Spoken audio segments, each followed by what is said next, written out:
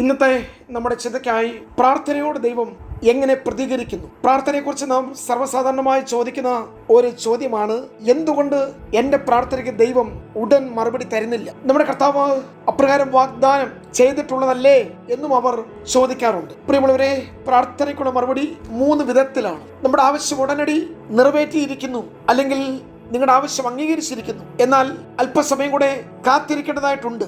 അതുമല്ലെങ്കിൽ നിന്റെ ആവശ്യം നിറവേറ്റുവാൻ സാധ്യമല്ല, കാരണം മറ്റൊന്നുമല്ല, അത് നിന്റെ നന്മയ്ക്കായി ഉതകില്ല. ഇപ്രകാരമായിരിക്കാം ദൈവം നമ്മോട് പ്രതികരിക്കുന്നത്. വിശുദ്ധ തിരുവഴുത്തിൽ നിന്ന് നാം വിചിന്തനം ചെയ്യുമ്പോൾ പ്രാർത്ഥനയ്ക്ക് ലഭിച്ച മറുപടി പെട്ടെന്ന് നമുക്ക് മനസ്സിലാക്കാൻ കഴിയും. പ്രാർത്ഥനയുടെ മറുപടി വളരെ കാലതാമസം, വർഷങ്ങൾ പിന്നിട്ട് ദൈവം അത് നിറവേറ്റിയതായി നമുക്ക് മനസ്സിലാക്കാൻ കഴിയും. ചിലപ്പോഴൊക്കെ പ്രാർത്ഥനയുടെ ഉത്തരം നോ എന്ന് തന്നെയായിരിക്കും. അതിൻ്റെ അർത്ഥം എല്ലാ പ്രാർത്ഥനയ്ക്കും മറുപടി ഇല്ല എന്നുള്ള, മറുപടി ഇല്ല, അസാധ്യമാണ് എന്നുള്ള തരത്തിലുള്ള ചിന്തകളല്ല. തൽക്ഷണമുള്ള മറുപടി നാം ധാരാളം നമ്മുടെ ജീവിതത്തിൽ അനുഭവിച്ചിട്ടുണ്ട്. എന്നെ കേൾക്കുന്ന പ്രിയപ്പെട്ടവരെ, നമ്മുടെ ജീവിതത്തിൽ ധാരാളം പ്രാവശ്യം പ്രാർത്ഥനയ്ക്ക് ഉടനടി ഉത്തരം ലഭിച്ചിട്ടുണ്ട്. എന്നാൽ ചില സമയങ്ങളിലൊക്കെ മറുപടിക്കായി കാത്തിരിക്കുവാൻ ദൈവം നമ്മോട് ആവശ്യപ്പെടാറുണ്ട്. എന്നാൽ ചില സന്ദർഭങ്ങളിൽ നമ്മുടെ ആവശ്യം നിരസിക്കപ്പെട്ടാലും നാം ഒരിക്കലും ദൈവത്തെ വിട്ട്, ദൈവസാന്നിധ്യത്തെ അവഗണിച്ച്, ദൈവകൃപയെ ഉപേക്ഷിച്ച് നാം പിന്മാറുകയില്ല. അപ്പോഴും നാം ദൈവഹിതത്തിന് വേണ്ടി കാത്തിരിക്കും. അപ്പോസ്തലപ്രവൃത്തികളുടെ പുസ്തകം 4-ാം അധ്യായം 23-26 വാക്യങ്ങളും 29 മുതൽ 31 വരെയുള്ള വാക്യങ്ങൾ നാം പഠിക്കുമ്പോൾ, ഇവിടെ ഒരു ചെറിയ ശിഷ്യ സമൂഹത്തിന് നേരെ മഹാപുരോഹിതന്മാരും ശാസ്ത്രിമാരും മൂപ്പന്മാരും ന്യായാധിപ സംഘവും പ്രമാണിമാരും ഒന്നിച്ച് ചേർന്ന് നിന്നുകൊണ്ട് ഈ നസ്രയ മാർഗത്തെ ഇല്ലാതാക്കണം, നശിപ്പിക്കണം എന്ന് അവർ എല്ലാവരും കൂടെ ആലോചിച്ച് വല്ലവിധേനയും ഈ മാർഗത്തെ നശിപ്പിക്കുവാൻ ഒത്തുകൂടിയപ്പോൾ, പ്രവൃത്തികളുടെ പുസ്തകം 4-ാം അധ്യായത്തിൽ ശിഷ്യഗണത്തിന്റെ ഒരു പ്രാർത്ഥന നമുക്ക് കേൾക്കാം.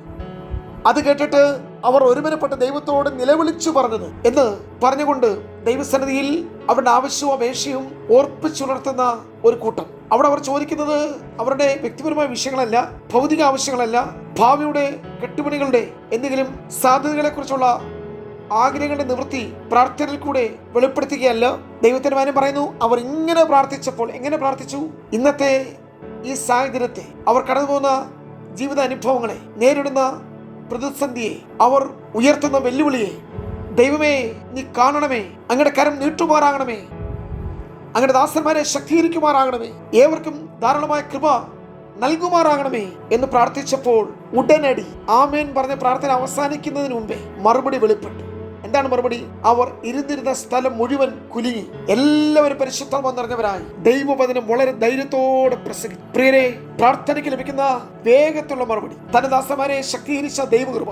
കാരണം നാടുവാഴികളുടെയും മത പുരോഹിതന്മാരുടെയും ദേശത്തിലെ പ്രമാണിമാരുടെയും ഒന്നിച്ചുള്ള ഭീഷണിയും എതിർപ്പുകളും ഇവർക്ക് കൈകാര്യം ചെയ്യുവാൻ ഒരിക്കലും കഴിവുള്ളവരല്ല. കാരണം ഒരു സ്വാധീനമുള്ളവരല്ല, വിദ്യാഭ്യാസമുള്ളവരല്ല, പണത്തിന്റെ പിൻബലമില്ല, ഉന്നതന്മാരായ നേതാക്കന്മാരില്ല, മതത്തിന്റെ പിന്തുണയില്ല, ഭരണകൂടത്തിന്റെ യാതൊരു ആനുകൂല്യമുള്ളവരല്ല. പ്രിയമുള്ളവരെ, എല്ലാവരും അവർക്കെതിരാണ്. നിയമമെതിര്, പട്ടാളമെതിര്, ഭരണകൂടമെതിര്, ഇനിയും മതമെതിര്, എല്ലാവരും ഒന്നിച്ച് എതിരായി നിന്നുകൊണ്ട് യേശുവിന്റെ നാമത്തെ ഇല്ലാതാക്കുവാൻ, നസ്രയ മാർഗത്തെ അവസാനിപ്പിക്കും. മതവും രാഷ്ട്രീയവും സാക്ഷാൽ ലൂസിഫറിന്റെ ശക്തികളും ഒന്നിച്ചു ചേർന്നുകൊണ്ട് അവരുടെ ബുദ്ധിയും ശക്തിയും കഴിവും പ്രാപ്തിയും മാൻ പവറും മിലിറ്ററി പവറും മണി പവറും എല്ലാം ഒന്നിച്ച് സമ്മേളിച്ചുകൊണ്ട് യേശുവിന്റെ മാർഗത്തെ ഇല്ലാതാക്കുവാൻ പരിശ്രമിക്കുകയാണ്. ഇന്ന് നടുവിലാണ് ഈ ശിഷ്യ സമൂഹം പ്രാർത്ഥിക്കുന്നത്. പ്രിയമുള്ളവരെ, ഈ ദേവദാസന്മാർ നേരിടുന്ന ഭീഷണി, പീഡനങ്ങൾ അവർക്ക് ആശ്രയിപ്പാൻ മറ്റൊരു ഇടവുമില്ലാതെ അവരെല്ലാവരും സ്വർഗീയ താതന്റെ അടുക്കിലേക്ക് തിരിഞ്ഞു. അവർ പ്രശ്നം ദൈവസ്ഥൽ വെക്കുക മാത്രമാണ് ചെയ്തത്. പീഡനങ്ങളിൽ നിന്ന് ഒഴിവാകുവാൻ അവർ പ്രാർത്ഥിച്ചില്ല. ദൈവവചനം പൂർണ്ണ ധൈര്യത്തോടെ പ്രസംഗിപ്പാൻ ശക്തിക്കാണ്, കൃപയ്ക്കാണ് അവർ യാചിച്ചത്. നാം ഈ അധ്യായം വായിക്കുമ്പോൾ നമുക്ക് മനസ്സിലാക്കാൻ കഴിയുന്നത്, ഇപ്രകാരമുള്ള പ്രാർത്ഥനയ്ക്ക് ഉടനടി മറുപടി ലഭിക്കുന്നു. അവർ ഒരിക്കലും തങ്ങളുടെ താല്പര്യങ്ങൾക്ക്, ഈ ശിഷ്യ സമൂഹത്തിന്റെ ശുഭഭാവിക്ക് വേണ്ടി ഒന്നും അവർ ദൈവസന്നിധിയിൽ അവിടെ ആവശ്യങ്ങൾ പറഞ്ഞ് പ്രാർത്ഥിച്ചില്ല. ഈ ഭയത്തെ അതിജീവിക്കുവാൻ, പ്രതിസന്ധികളെ നേരിടുവാൻ, ധൈര്യത്തോടെ പ്രമാണിമാരുടെയും നാടുവാഴികളെ മുമ്പിൽ നിൽക്കുവാൻ, സുവിശേഷം ശക്തിയോടെ പ്രസംഗിക്കുവാൻ അവർ ദൈവസന്നിധിയിൽ കൃപയ്ക്കായി അപേക്ഷിച്ചു. എന്നാൽ അപ്പോസ്തലപ്രവൃത്തി 2-ാം അധ്യായത്തിൽ നമ്മൾ അവിടെ സ്ഥലം കുലുങ്ങിയെന്ന് കാണുന്നില്ല. അവിടെ ഇരുന്നവരെല്ലാവരും അത്യന്ത ശക്തിയാൽ അവർക്ക് തറയിൽ ഉറച്ചു നിൽക്കാൻ കഴിയാതെ വണ്ണം അവർ ഇളകി ആടി കാണും, അവർ കുലുങ്ങി കാണും. അതുകൊണ്ടാണല്ലോ ചോദിച്ചത്, വീഞ്ഞു കുടിച്ച് ഭക്തരാവുന്നവരെ പോലെ ഇവർ എന്താണ് ഇങ്ങനെ പെരുമാറുന്നത്? 2-ാം അധ്യായത്തിൽ അവർ കുലുങ്ങി, കാത്തിരുന്നവർ കുലുങ്ങി. പക്ഷെ 4-ാം അധ്യായത്തിൽ സ്ഥലം കുലുങ്ങി. പ്രിയമുള്ളവരെ, നമ്മുടെ പ്രാർത്ഥനകൾ ഓരോന്നും ദൈവത്തിൽ വളരെ വിലയുള്ളതാണ്. നമ്മുടെ സാഹചര്യവും നാം കടന്നു വന്ന അവസ്ഥകളും നമ്മുടെ ഇമ്മീഡിയറ്റ് നീഡ്, അടിയന്തര ആവശ്യങ്ങൾ അറിഞ്ഞ് ദൈവം നമുക്ക് വേണ്ടി അത്ഭുതങ്ങളെ ചെയ്യും. ഈ 4-ാം അധ്യായത്തിന് ശേഷം ഈ അപ്പോസ്തലന്മാർക്ക് കാരാഗ്രഹമോ തടവോ പീഡനങ്ങളോ എതിർപ്പുകളോ ഉപദ്രവങ്ങളോ ഭീഷണികളോ ഒന്നും വകവെക്കാതെ ശക്തിയോടെ നിൽക്കുവാൻ ദൈവം അവരെ പ്രാപ്തരാക്കി. ഞാൻ എൻ്റെ സന്ദേശത്തിന്റെ 2ാം ഭാഗത്തിലേക്ക് പ്രവേശിക്കുമ്പോൾ മറുപടിക്കായി കാത്തിരിക്കും. ഒറ്റ വാക്കിൽ അവസാനിപ്പിക്കും. അബ്രഹാമിനോട് പറഞ്ഞ വാഗ്ദത്തം വർഷം ഇപ്പോൾ പലത് പിന്നിട്ട് കഴിഞ്ഞു. 2 പതിറ്റാണ്ടുകൾ പിന്നിട്ടു. അബ്രഹാമും സാറയും കൊണ്ട് തീരുമാനത്തിലെത്തി, എലയാസർ എന്റെ മുമ്പാകെ ജീവിച്ചിരുന്നാൽ മതി. കാര്യസ്ഥൻ, സ്വത്തിനും വസ്തുവകൾക്കും സമ്പാദ്യങ്ങൾക്കും അല്ല, മകനെ പോലൊരു കാര്യസ്ഥനുണ്ട്. എലിയാസർ എന്റെ മുമ്പാകെ ഇനിയും ജീവിച്ചിരുന്നാൽ മതി. 2, ഇസ്മായേൽ എന്റെ മുമ്പാകെ ജീവിച്ചിരുന്നാൽ മതി. അതിനർത്ഥം വാഗ്ദത്ത സന്തതി ജനിച്ചില്ലെങ്കിലും ഞാൻ എലിയാസറിലും ഇസ്മായിലിലും തൃപ്തനാണ്. കാരണം ഇപ്പോൾ പണ്ടത്തെ പോലെ പരാതികൾ പറയുന്നില്ല. എന്താണ് പരാതി? ഞാൻ മക്കളില്ലാതെ നടക്കുന്നുവല്ലോ. അതിലൊരു പരാതിയുണ്ട്, പരിഭവമുണ്ട്. ഞാൻ ഇപ്പോഴും മക്കളില്ലാത്തവനായി തുടരുന്നുവല്ലോ. പ്രിയമുള്ളവരെ, ഒരു കാത്തിരിപ്പ് വർഷങ്ങൾ പിന്നിട്ടു.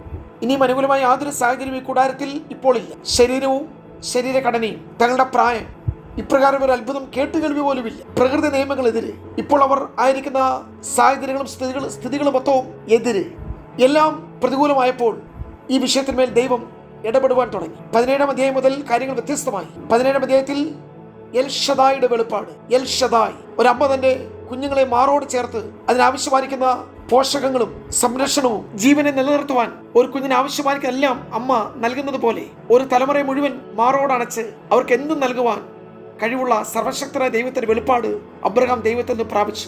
എൽ ഷദായ്, ഒരമ്മയ്ക്ക് 2 മാറുകൾ മാത്രമേ ഉള്ളെങ്കിൽ ഒരു കുഞ്ഞിനെ മുലയൂട്ടി വളർത്തുവാൻ ഉള്ള സാധ്യതകൾക്കപ്പുറമായി ഒരു തലമുറയെ മുഴുവൻ പോഷിപ്പിക്കുവാൻ സർവശക്തനായ ഒരു ദൈവത്തെ അബ്രഹാമിന് മുമ്പിൽ വെളിപ്പെടുത്തി. 18-ാം അധ്യായത്തിൽ അബ്രഹാമിന്റെ വീട് ചോദിച്ചുകൊണ്ട് ദൂതന്മാർ കടന്നു വരുന്നു. കൂടാരത്തിനകത്ത് ഒരു ശിശു ജനിക്കാൻ പോകുകയാണ്. അടുത്ത അധ്യായം കൂടെ കഴിയുമ്പോൾ ദൈവം സാറയെ സന്ദർശിക്കുന്നു. ദാണ്ടെ പ്രിയമുള്ളവരെ, അബ്രഹാമിന്റെ കൂടാരത്തിനകത്ത് ഒരു ചിരി ഉളവായിരുന്നു. ഒത്തിരി കാലതാമസം ഉണ്ടായി. വർഷങ്ങൾ കാത്തിരുന്നു. 25 വർഷത്തെ കാത്തിരുന്നു. പക്ഷെ സമയം വേസ്റ്റായി.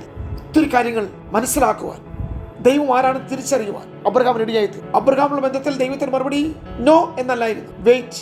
കാലതാമസം. വർഷങ്ങൾ പിന്നിടുമ്പോൾ നമ്മുടെ ക്ഷമ പരീക്ഷിക്കപ്പെടും. നമ്മുടെ കണ്ണിന് മുമ്പിൽ കാർമേഘം ഉരുണ്ടുകൂടും. അനുകൂലമായ സാഹചര്യങ്ങളെല്ലാം അസ്തമിക്കുമ്പോൾ അവിശ്വാസത്തിന്റെ വാക്കുകൾ നാവിൽ ഉണ്ടാകും. നിശ്ചയമായും ഇപ്രകാരമുള്ള ഒരു കാലസമയങ്ങളിൽ നാം പരീക്ഷിക്കപ്പെടും. പക്ഷേ ദൈവത്തിൽ വചനം പറയുന്നു, ആശയ്ക്ക് വിരോധമായി ആശയോടെ. അതുകൊണ്ടാണ് നക്ഷത്രങ്ങളെ എണ്ണുവാൻ, മണൽ എണ്ണുവാൻ, ഭൂമിയിലെ പൊടിയെ എണ്ണുവാൻ പരിശീലിപ്പിച്ചത്. ഞാനിങ്ങനെ അവസാനിപ്പിക്കട്ടെ.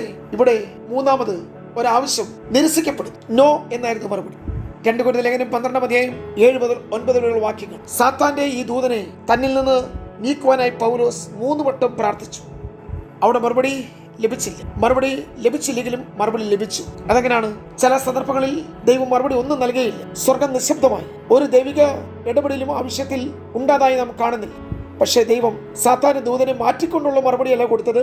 സാത്താന്റെ ദൂതൻ നിന്നെ കുത്തുന്ന വേദന ഇനി മുതൽ ഉണ്ടാകില്ല. കാരണം സാത്താന്റെ ദൂതനെ ഞാൻ ശാസിച്ച് പുറത്താക്കുകയോ നീ അപേക്ഷിച്ച വിഷയങ്ങൾക്ക് ഉടനടി മറുപടി ഉണ്ടാകുകയല്ല ചെയ്തത്. കുത്തവിടെ കാണും. പോരാട്ടങ്ങൾ പല രൂപത്തിൽ വെളിപ്പെട്ട് വരാം. പക്ഷെ അതിനെ അതിജീവിക്കുന്ന ദൈവകൃപ പൗലോസിന് ദൈവം നൽകി. ഞാനിങ്ങനെ പറയട്ടെ പ്രിയമുള്ളവരെ, കൃപ ദൈവം അധികമായി കൂട്ടിക്കൊടുത്തു.